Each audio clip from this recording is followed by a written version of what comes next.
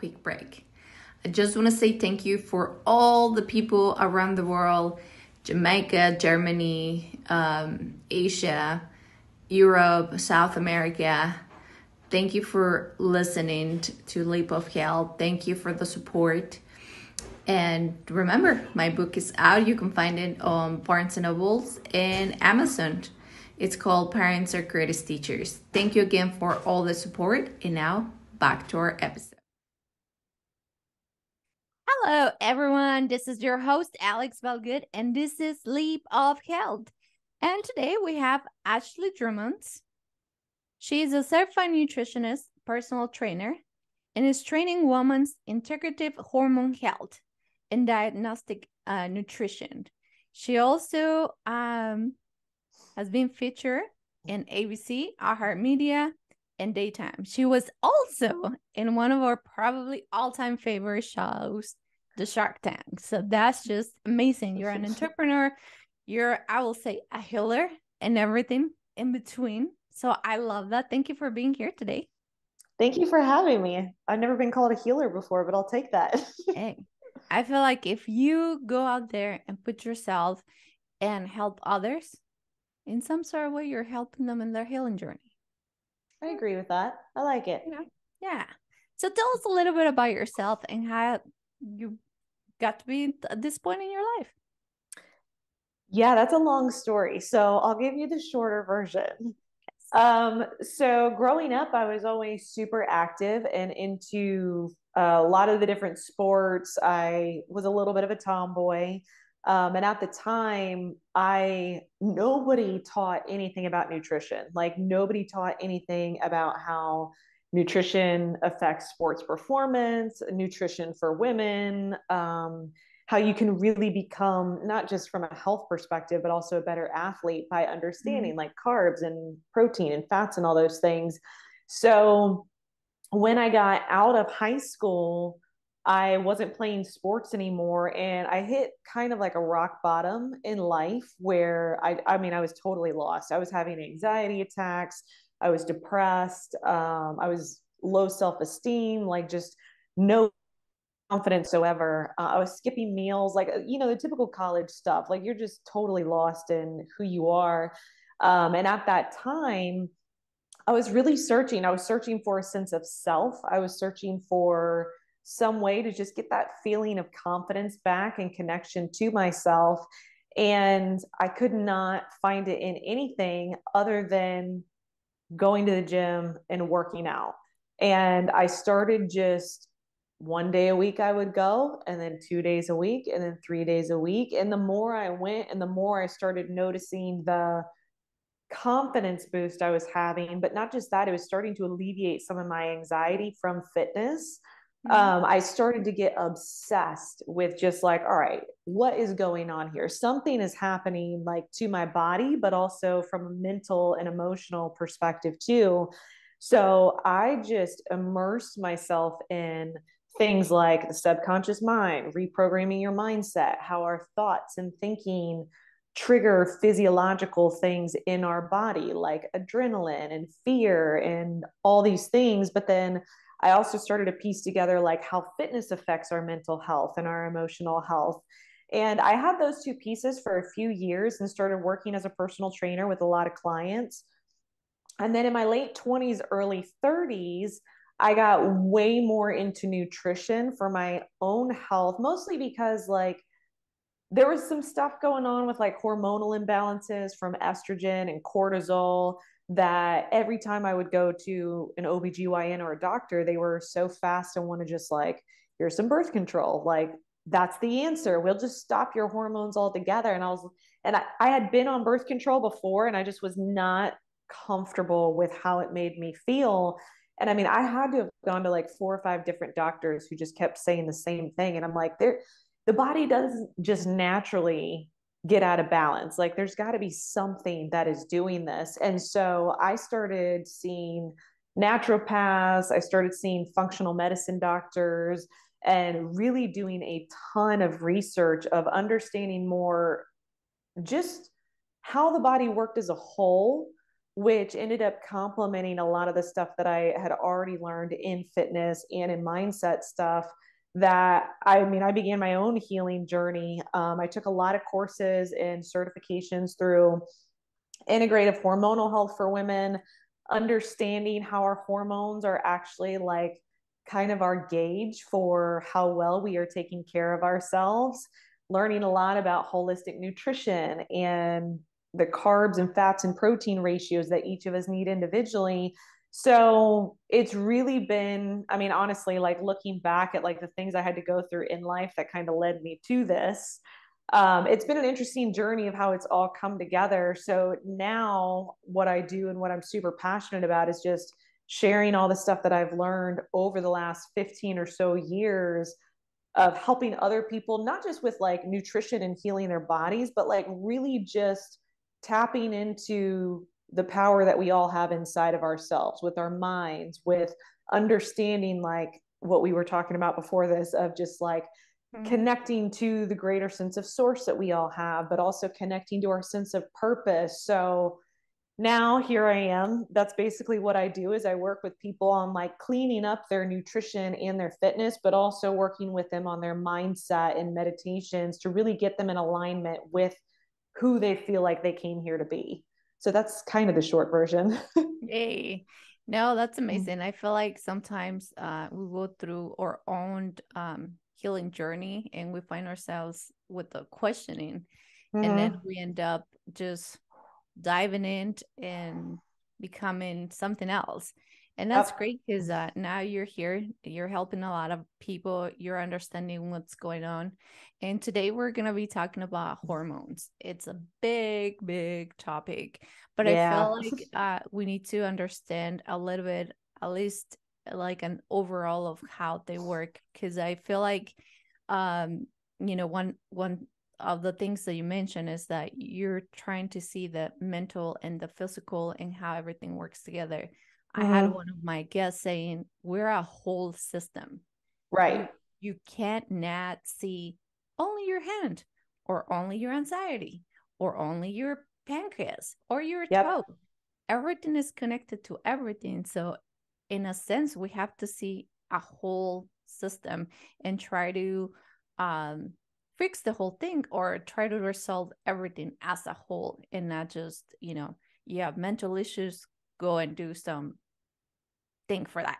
You have a, Right. Yeah. you have weight gain, go and just run because that's gonna fix it. It's like a whole thing. And I think it's Yep. just so important to understand that specific point. So Oh let's yeah. let's dive in with these hormones. Tell us, Yeah. what are the hormones? Well, there's a lot of them. Are we talking specifically for women? Um, let's do for women, yes, Okay, because I first. was gonna say there's a lot, so that could be a lot. I mean, the main hormones that women have are your estrogen and your progesterone, and then we have throughout our women who are still menstruating, we have our luteinizing hormone, our follicle stimulating hormone, we have uh, cortisol, we have DHEA, which is the precursor to all the hormones. So, I mean, without getting into the different strands of each of those, that's kind of the gist for menstruating women's of our hormones. That's true. That's true. That's true. It just came back to me. There's a lot of hormones. And Yeah, just in the same way, there's a lot of hormones that the man has. So right. the question will be, why are the hormones important, whether is a man or a woman? Because I think that gives us a good start. Yeah, hormones are super important for so many different reasons. I mean, other than just like weight loss, weight gain that play a huge factor, your mental and emotional health are all driven by your hormone balances too. So, for example, women who, which is the issue that I was having, women who tend to be estrogen dominant tend to have problems with anxiety attacks, histamine intolerance, so allergy issues, and a lot of food sensitivities, um, inflammation. But then on the flip side, women who have low estrogen tend to struggle with depression or low mood, or they have sleep disturbances. So our estrogen, without making this a very, very long podcast, our estrogen is responsible for producing serotonin. So it's why throughout our cycles, we'll feel the joke with women in PMS when we have PMS and we get super moody and emotional and it like makes us feel like we're crazy. It's because our estrogen drops down right before we start our cycles. And when our estrogen drops down, it also brings down serotonin with it, which serotonin is the happy hormone. So you're not crazy, but your serotonin does kind of plummet, which is what gives you those like mood swings, those depressive type feelings. Progesterone, which is like, if you think of the estrogen and progesterone as like yin and yang, progesterone is like our calming anti-anxiety hormone. It comes around to balance out the effects of estrogen, but it also produces the neurotransmitter GABA. GABA is what makes us feel calm. It's why a lot of times when we get to like a certain point in the second half of our cycle, we actually feel really good and we feel just like super cozy and happy before everything drops off. So from a female perspective, that's what's super important is estrogen drives our serotonin and our happy hormone. It also drives our libido as well. So giving us a really healthy sex drive. And then progesterone, other than it being responsible for if you do get pregnant and pregnancy, it drives our GABA neurotransmitter as well. So for men, theirs being testosterone, testosterone is super important for their dopamine production, their drive, their sense of motivation, and their libido as well.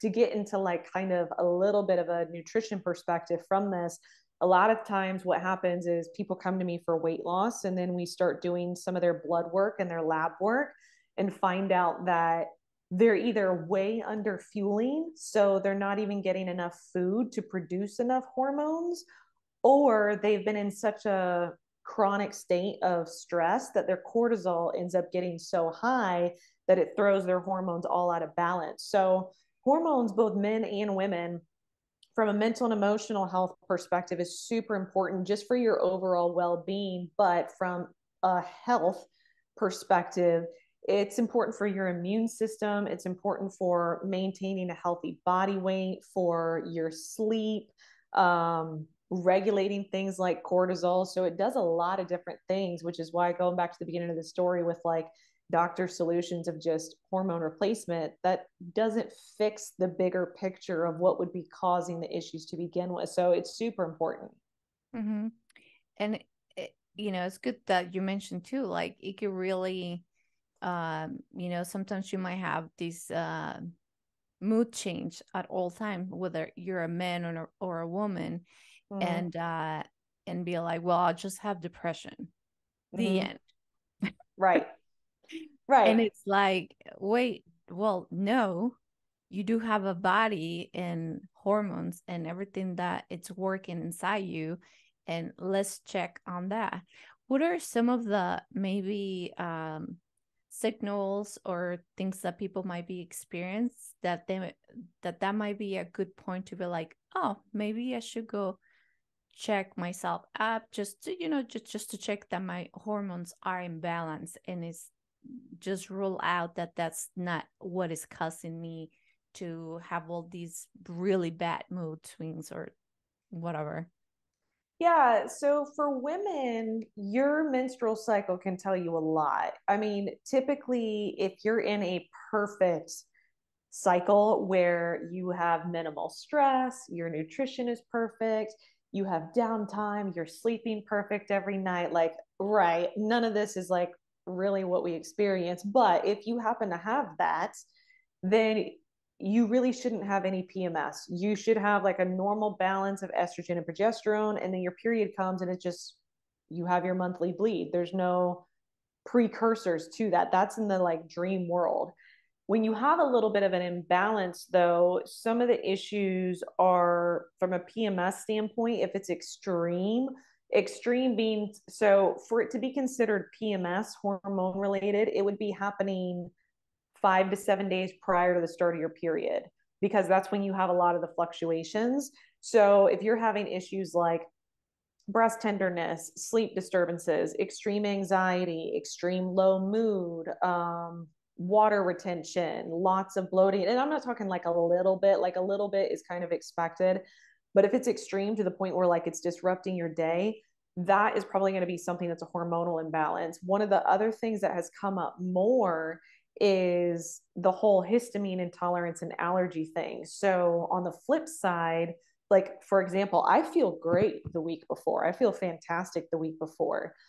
Other signs that can show a little bit of a hormonal imbalance is if the closer you are to ovulation, which is when estrogen is going to be at its highest, if you find that your allergies get worse and your anxiety gets worse, you may have higher levels of estrogen than progesterone. So it's really knowing your body and your cycle and tracking it. And that's always, anytime like I meet with somebody and they're interested in working together, like I always have them track things for a month, like everything from like your energy, your mental and emotional health, your sleep, how much water you're intaking, as you'll start to notice the pattern. So that's for women. For men, on the flip side, it's very similar. It's just if you tend to find that you are consistently struggling with like depression, low mood, low libido is like the biggest thing for men with low testosterone. But you can also tell from a physique perspective too. If you notice like you're doing all your workouts and you're eating like you always have, but you're not really keeping that same masculine physique, it can be an imbalance because men also have estrogen too. So with men, sometimes one, not always, but sometimes men who actually have a higher level of estrogen in the chest, they can start to, they don't have like that same roundedness in their pecs. They tend to have almost like kind of, yeah, kind of. I don't really know how to describe. There's a medical term for it, but I just can't think of what it is right now. But even with that, so men can also sometimes have normal levels of testosterone and then higher levels of estrogen. Part of that is going to our detox phases, with like the liver being a detox phase and the gut being a detox phase. If testosterone is not properly detoxed, it does get converted back into estrogen in our bodies. So there's a lot of factors that can go into that too. So sometimes there's weird situations where the guy actually has high testosterone, but perhaps one of his detox pathways aren't working properly, and some of the excess testosterone is getting converted into estrogen. So, Wow. yeah. Not good. So it's a hole in the gut. We have a process that keeps this from happening, but sometimes I can't, man, my brain today, beta glucuronidase, I think. Anyways, it's basically the process that keeps, so when the estrogen goes from our liver into our gut, it gets tagged so that it doesn't go back into our bloodstream and then recycled and absorbed. Sometimes, though, if you have poor gut health, it doesn't end up doing that process. So, and I mean, there's different supplements that help with the process of that. But so instead of it getting tagged and then eliminated through our bowels and our urine and all our, yeah, excreted through our urine and our stools, it'll go back into our bloodstream. And that's kind of what causes the imbalance, both for men and women, is you may have normal levels being produced, but if your liver is not detoxing properly or your gut is not detoxing properly, that excess just gets reabsorbed back into the bloodstream.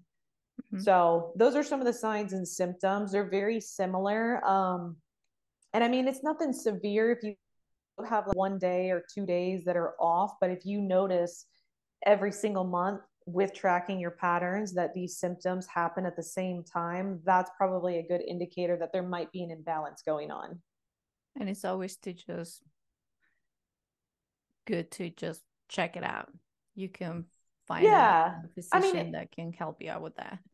Yeah. And I mean, the best way to do that is through saliva testing. I mean, a lot of people, you can do blood tests. It's just saliva will show a more accurate result.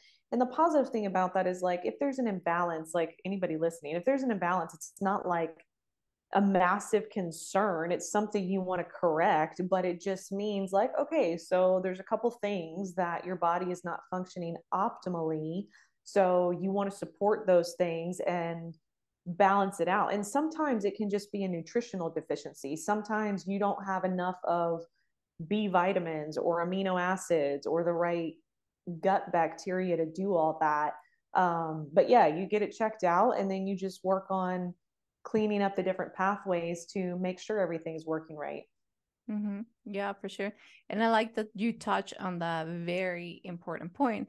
Our gut plays a big part in this. Mm-hmm. Yep. Everything starts in the gut. Yeah, I feel like a lot of people, especially also like, I feel like men, they're just like, it's fine. My gut's fine. I eat fine. I'm like super strong. I have big muscles. I'm fine. Yeah. But then it's like, bro, you need something to enrich your gut bacteria and things like that. Well, even so, I've had that happen. I've had that happen with men. They're like, my gut is fine. I was like, let me ask you something. Do you constantly, like, are you somebody who catches the seasonal cold all the time? Do you have allergy issues and crave sweets? Do you crave like certain foods? If so, then you probably have an imbalance in gut bacteria. And then, like, sometimes it's not as extreme as like we got to like do a whole gut cleanse and all that. It's simply just introducing like a good quality probiotic. And sure enough, every single time they're like, oh my God, like I can actually notice a difference with the probiotic. I'm like, who would have thought? Like, yeah, that's how it works. Like they notice a difference in like the health of their bowel movements, but they also notice a difference in like their stomach isn't getting as upset, or like maybe it's not as sensitive, or they feel less bloated. And I'm like, Mhm. I told you it all starts in your gut. But yeah, I mean, our gut is our last elimination for getting rid of toxins. So if your gut isn't able to do that properly, then it's just going to sit inside your body. Yeah. Yeah, Yeah, for it's sure. gross. Yeah. And touching on that nutritional part of it, what are some of the things that we can add to our diets or take out when it comes to hormonal balance? I feel like now social media and just about everything, all these ads that we get on our phones, like all the time tells us like, drink this for good hormones, do that for blah blah blah, take 2 pills of this Oh is my on gosh. sale. So it's like all this information at all times, and people, some of the people that might kind of like pay attention sometimes will be like, oh, maybe I should, take this supplement that says good for my hormones. Oh my gosh. You don't need to do that. I mean, I'm not going to say you don't need to do that because there are things that can help with hormone balance, but it is not quite that simple. The things that do help with hormone balance, I wouldn't suggest just buying it off something without first getting assessed by somebody who can Mhm. let you know if you need that or not. But from a food perspective, I mean, one of the main things that's a disruptor is going to be sugar. Sugar from both a hormone perspective and from like an overall healthy weight perspective. Because the problem with sugar, other than it being disruptive to our blood sugar balance, inflammation, gut health, it also can cause an overgrowth of candida, which is basically what creates the sugar craving. So yeast lives off of sugar. That's how it feeds. It feeds off of that. So when people usually tell me, they're like, oh, I have a sweet tooth. I'm like, oh, don't tell me that. You probably have an overgrowth of candida because Oh no. that's Yeah. how it usually stays alive. And then when you're able to get rid of the overgrowth of candida, it's funny because people will go back to eat the same sweets that they used to eat and they're like, I can't even eat it. Like it's just so sweet. I'm like, That right, happened to because me. Yep. yeah, because you've cleaned that out that like now you just can't even handle eating that. But like when people are craving that over and over, it's because it's just feeding the bacteria that's already in there. So eliminating or cutting out sugar as much as possible is a huge thing for gut health.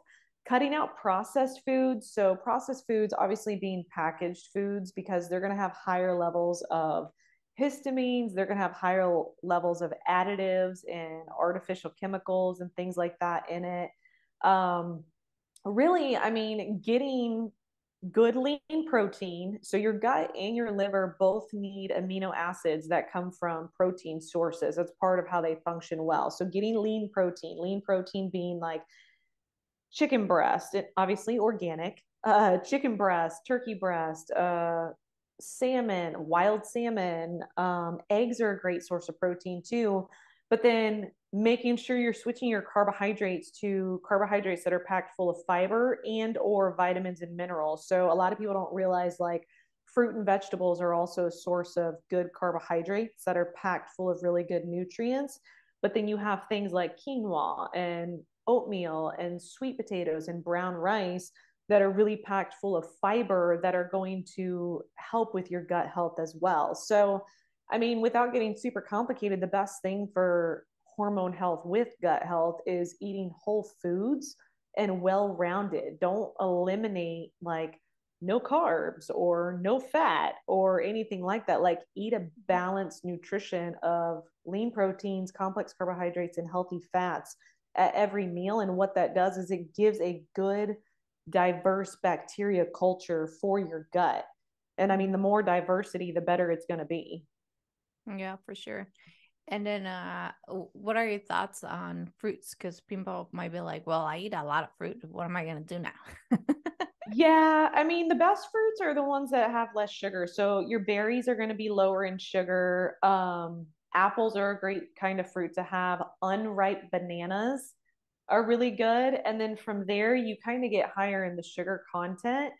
Eating a lot of fruit doesn't necessarily mean it's healthy. I mean, you want to keep everything in moderation. So don't go eat like an entire fruit bowl 3 times a day and be like, I eat all this fruit. Like, it's still I sugar and am carb. vegan. Right. Oh my gosh. Don't even get me started on vegan. We're not saying anything about vegan. Believe me, I was a vegan at some point. It's very respectable. Some people really, Right. it works for them. However, I do like to eat some protein now. That does, yeah, but like being vegan does not mean you eat an unlimited amount of pasta and Yes, fruit great point. and right, and vegan substitutes for cheeses that are just as bad as the cheese. Like, that's not like, if you're doing it because you really just want to be plant-based, I totally get that. But like, there are definitely a lot of vegans who I'm like, that does not mean you eat 400 grams of carbs a day. Nobody needs that. Like, that's not any healthier. You just swapped out like one thing for something else. But yeah, Yeah. but I digress. With the fruit though, I mean, fruit has to be considered. And like, I try to explain that to people, like, your fruit does count as carbohydrate intakes and a sugar source. So like, I mean, I have all my clients track their macronutrients, so they'll factor it in. And when they're putting in like half a cup of blueberries or like a cup of strawberries and they start to see their carbs change, they're like, oh wait, I all I've been eating though is fruit. I'm like, right, but see, like, your fruit also counts towards that, and then it gets converted into sugar. So you have to keep all of that in check. Yeah, for sure.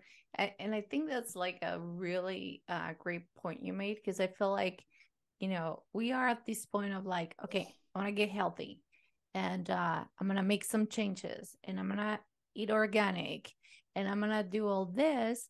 But then you end up eating all these carbs. You end up Right. eating all this great fruit, which is good in moderation. And same as you were saying, now you're eating all these substitutes for, like, I don't eat cheese, but I eat this vegan cheese. I don't eat Yeah. meat, but I eat this, vegan burger or whatever. And or at least I have found that it has so many fillers and Yeah. preservatives and flavoring, all these things, because now there was this person that was like, oh, okay, this could, we can make this vegan burger taste like a real burger. But now Yep. you're not just eating something that you're thinking is good because you're like, well, it's not meat, it's, all these vegetables. Yes, but there was someone behind that is putting all these fillers, flavoring, Yep. textured chemicals, and things like that to make it look and taste like a burger, even though you're Yeah. not eating one. It's almost like, might as well eat the real thing because it's gonna be less damaging for you. And Yeah. and I want to point that out because I'm very close to chemical engineers. Two of my brothers are, and one of them works in the food industry. And Mm. I get on firsthand all these chemicals that they put on the food, and he's always telling me, "Don't eat those." Yeah. Yep.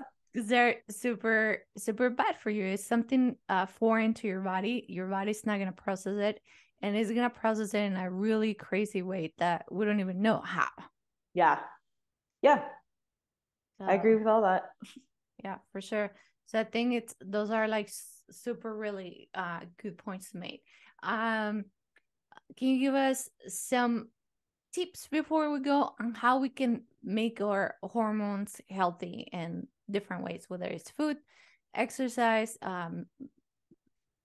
mental exercise, whatever it is? What do you think? What are some of the things that we should keep in mind to keep healthy hormones? Yeah. I mean, keeping stress at a low level is going to be optimal. So, I mean, I typically recommend everybody have some sort of mindful practice every day, just because even if it's 5 minutes of you just sitting in silence and focusing on your breath, you don't have to get super elaborate on meditation, but like even doing that helps regulate cortisol levels and bring it down a little bit. So like you can start with like 5 minutes in the morning and 5 minutes before bed at night of just disconnecting from everything, just sit in silence with yourself, decompress, and that's going to help. The more, if you can do more, if you can add in like journaling and affirmations and all of those things, and that's great. But at a bare minimum, at least a little bit of mindfulness practice is going to help a lot. Um, the other thing too, exercise. Like I have my clients do 5 days a week of exercise, and it's mostly strength training, just because strength training is important for, especially for men and women. It helps to boost testosterone in a healthy way. It's a natural testosterone booster. It's also a natural serotonin booster as well. So it's going to elevate those happy hormone transmitters.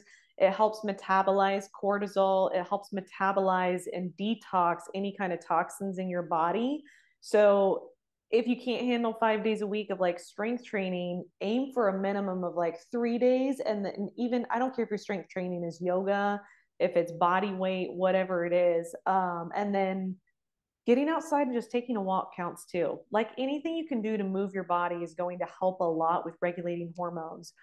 The other thing you can do, so that's mindfulness, that's exercise. From a nutrition point, is making sure that you're getting whole food nutrition in. So, like we talked about, of just macros of protein, fats, and carbohydrates, all coming from a clean, organic source. But timing that throughout the day. Don't skip any meals. When you skip meals, you throw your blood sugar off, which is one of the keys to regulating your hormone balance. So eat every 3 or 4 hours if you can. Make sure that you're drinking plenty of water to stay hydrated. Those would be like the main, like meditation and mindfulness, fitness, and then nutrition are going to be the three key things. But for women, doing self assessments can tell you where your hormone balance is. If your monthly cycle comes and it feels like you got hit by a bus, you probably didn't manage stress very well. Like you Right. probably were overextending yourself in work, or maybe you weren't taking as good of care with your exercise as normal. Maybe you weren't eating as good. For men, if you feel burned out, you have brain fog, you have no drive or stamina, you're probably doing the same thing in your version: overworking, undersleeping, under eating, all those things. But from it, it's very simple but very complex. From the most simple perspective, mindfulness, exercise 5 days a week, feed your body the right fuel, and it will balance itself out and provide you optimal hormone balance. Mm-hmm. Yeah, it's funny that you said it. It does sounds very simple. I'm sure everybody out there is like, well, you're not taking in consideration everything else that I have to do during the day, right? Right, But right, I always say, you are your best investment. And I keep saying right, it. So one day you're like, you say it to yourself and you don't need me anymore. right. Oh, But yeah. I mean, taking care of ourselves is the best thing. It's gonna save you medical bills, headaches, all this other craziness that comes with all this stress if you don't take, well care of yourself. Absolutely agree with that. Yeah. Investing yourself. I mean, really, like if you don't do it, who else is going to do it? Yeah. we're all in the same boat. We cannot hire anyone else to go and work for us or and work Yep. out and do the meditation. And and it doesn't have, as you said, you don't have to do this for a long time. Like, Right. you could just literally turn off your phone or just put it away for like 3 minutes. Yeah. You scroll for 30. You could definitely put it away for 3 or 5. Yeah. And that's an average. People scroll on their phone an average, of 30 minutes I at believe that. once. That's a I believe that's a that. that's in one sitting. We're not talking about like the next time you grab the phone and then you did it again. Yeah. No, I believe that 100% because I've caught myself like 20 minutes into mindless scrolling and I'm like, what am I doing? Get off Yeah, your phone. yeah, Yeah. like stop doing that. Your Yep. eyes start hurting, they get all watery. Yeah. Right. So, these are some very simple things to do, and I hope you guys get to do that. Our hormones are very, very important for our physical and mental health, Yep. optimal health. So, and it's not too bad. You do certain things. Obviously, if you do feel like there's something happening, you know, something else, definitely go with a professional and check that out and just make sure everything is working correctly. Also, know that there's different practitioners, physicians, and find someone that you trust and connect with them. And also, they put that in practice, your critical thinking. Just don't go like, they're gonna be like, oh, okay, let's shut down your hormones and you're gonna be okay with it. Do a little bit of critical thinking. It's your body. Yeah. You could always, even if it's a doctor, a renowned doctor or physician, whatever, they have their own opinion, and you could always do critical thinking. Make sure is they're doing what it's the best for you, and you are your best advocate. So Right. Yep. that was my last draft. Agreed. Yes. Thank you, Ashley, for being here today. If anyone wants to find out about what you do, have a one-on-one coaching because they're more interested in get themselves better for this 2023, what can they do? Where can they find you? Yeah. So my website is just my name. It's just ashleydrummonds.com. And then it's the same on Instagram. It's just at Ashley Drummonds. So you can check out what's over there. Yay. Send her a message, check her out, see everything that she's doing. She is amazing. If you guys need to know any more about my shop, please look me up at alexbelgood.com. You can find me on Instagram, Facebook, YouTube, Twitter, all social media. Remember, also, my book is out. If you want to start reading a book this year, you can go to Amazon and Barnes Noble. It's called Parents Are Greatest Teachers. If you have any questions or you want to know more about my book or anything that I'm doing, please send me a message. I will definitely message you back. Thank you, everyone, for listening today. Thank you, Ashley, for being here. And everybody, have a blessed day. Thank you. Thank you.